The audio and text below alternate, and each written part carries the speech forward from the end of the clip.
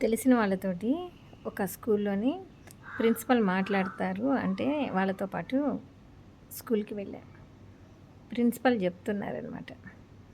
క్లాస్‌లోని చిన్న చిన్న పిల్లలు ఈ రోజుల్లోని మరి తినే ఆహార ప్రభావమో, లేకపోతే ఈ సోషల్ మీడియాలో చూసిన వీడియోలో మరి ఎట్లా జరుగుతుందో తెలియట్లేదు.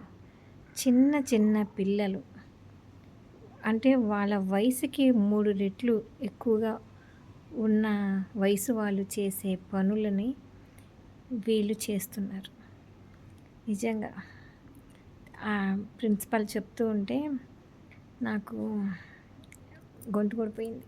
అంటే లోపల లోపల ఏం జరుగుతుంది అన్నంత బాధ కూడా అనిపించింది. చిన్న పిల్లలు, ఏమీ తెలియని పిల్లలు అని మనం ఆలోచిస్తున్నాం.